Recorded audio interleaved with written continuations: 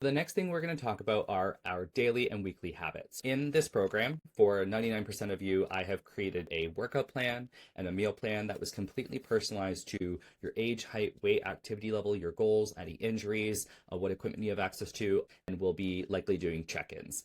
Aside from the workouts and the nutrition, there are fundamentally a lot of things that are important to overall health. If you look at health and burning fat and gaining muscle and getting stronger, feeling healthier, more confident, there are things that are going to help support you in achieving and feeling these things and these goals, aside from the workouts and the nutrition.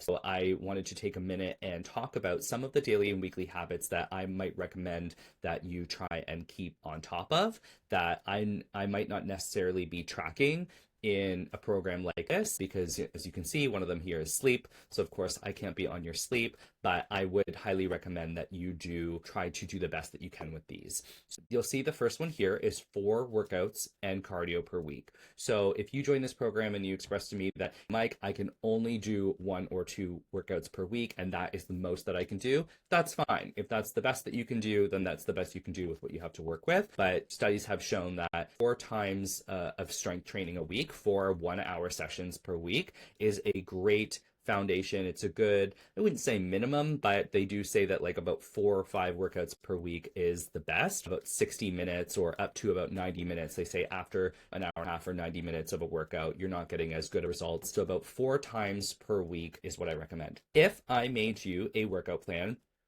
that is 3 days a week, for example, push, pull, and legs. That doesn't mean do 3 workouts per week. That means do a workout on Monday, a workout on Tuesday, maybe you're resting on Wednesday, you do a workout on Thursday, and then there's still Friday and Saturday to do a 4th workout. So then you would just start with push. So you're doing push and then pull and then legs, and then in 1 week you can still do a second push. And then the following week you would start at pull, legs, push, pull, legs, push. So either way, whether I've made you 3 workouts or 4 workouts or a different number of workouts, I would recommend doing a minimum of 4 workouts per week, with honestly 5 being kind of like ideal. If you can do 5 workouts per week, I would say 6 is possible. I just want to make sure that you're definitely getting enough rest, with 7 workouts being too much. That means we're not leaving any days for rest.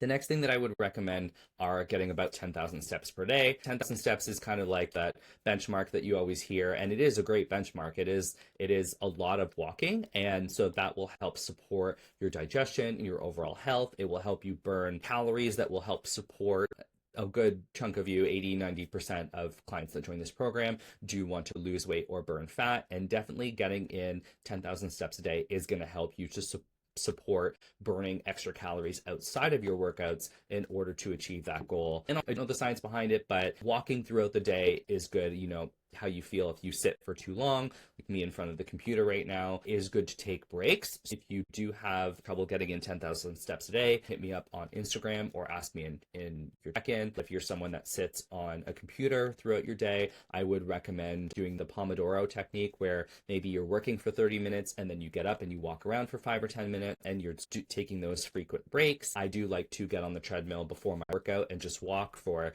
5, 10, 15, even 20 minutes sometimes. I'll just walk and I'll take a moment to decompress and get away from my technology, being on the computer and on my phone a lot throughout my day. But sometimes I use that to catch up on emails and answer clients and things like that.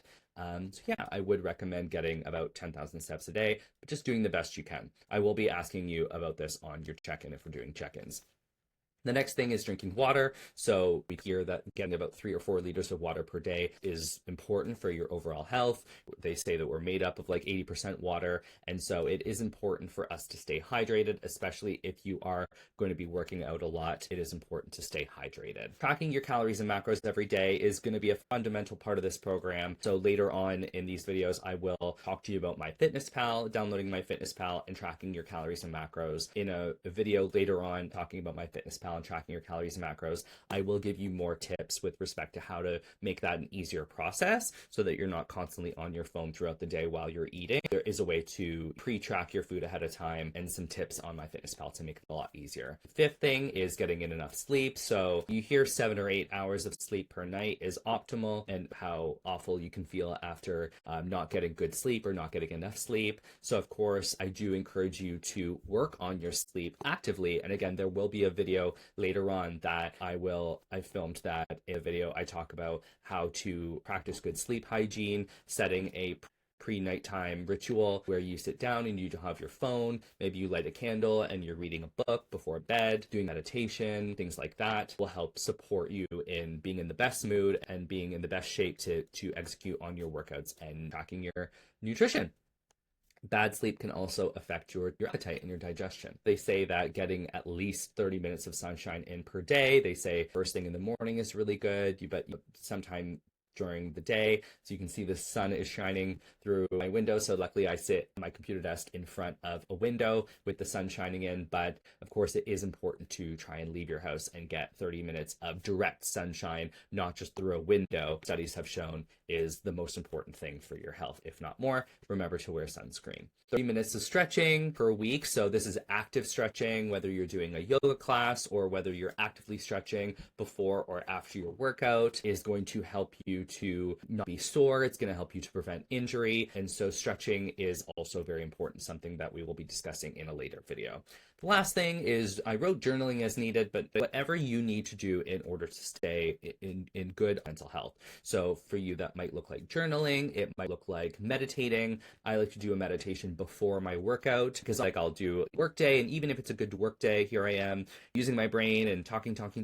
And after I press stop on this video, I will sit and I'll be like, like I need to decompress, right? And so after a long work day, I feel that way as well before my workout. And when I go into my workout and I still feel kind of wow, I don't get as good of a workout. So I like to meditate actually before my workout, after walking on the treadmill for a little bit. And I do a meditation every night before I go to bed because I find that unwinding before I go to sleep helps me relax. And if I'm relaxed, I get a better sleep. So these are the daily habits that I recommend that you try to stay on top of. But of course, this is a lot at once. So on the next slide, I just indicate that if you look at this list, try to think of habits there that are things maybe that you usually do, but you've fallen out of, that are really easy to pick up. Perhaps you're like, oh, I used to meditate and I really loved it. I think that that's something that I look forward to starting to do tonight. But if we try to do all of these things at once, it can be a little bit overwhelming. So I might recommend you just decide which of the things from this list that you are going to plan to implement immediately. And then after about a week of being consistent with that one or two habits that you've decided that you're going to start doing right away, look at this list again and think of some of the habits that you want to add to your daily routine. And then after a few more weeks, after about a month, looking at this list again and being like, okay,